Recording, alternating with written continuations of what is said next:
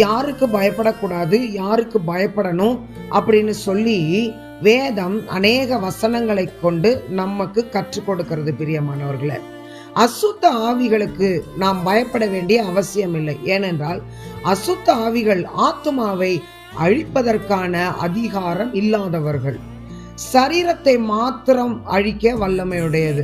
அந்த சரீரத்தையும் கூட ஆண்டவருடைய அனுமதி இல்லாம சத்துரு தொட முடியாது. இந்த உலகத்தில் இருக்கிறவனை பார்க்கலாம் நம்மோடு இருக்கிறவர் பெரியவர் என்று வேதவசனம் சொல்லுகிறது.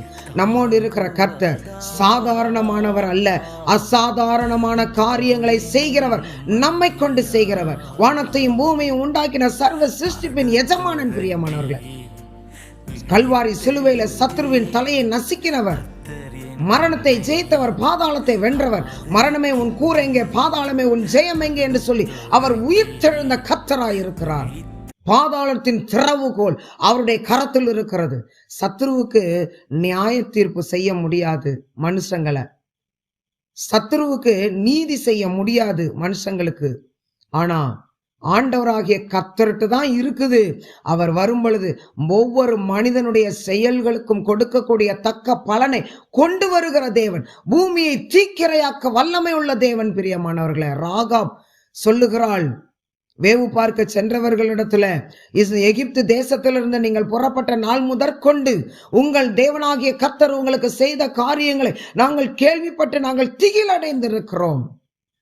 செங்கடலையே வற்றி போக பண்ணின உங்கள் ஆண்டவராகிய கர்த்தரை நினைத்து, அவருடைய செயல்களை நினைத்து நாங்கள் மிகுந்த கலக்கத்தோடு இருக்கிறோம். எங்களுடைய இருதயம் கரைந்து போயிற்று.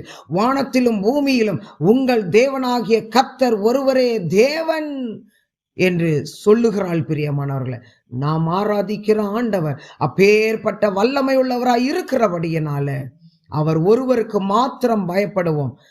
பயப்படும் காரியம் நேரிடும் என்று யோபுவில நாம் வாசிக்கிறோம். பிரியமானவர்களே, இஸ்ரவேலுக்கு விரோதமான மந்திரம் இல்லை, யாக்கோபுக்கு விரோதமான குறி சொல்லுதலும் இல்லை. ஆண்டவர் நம்மை சுற்றி எப்போதும் வேலி அடைத்து பாதுகாத்திருக்கிறார்.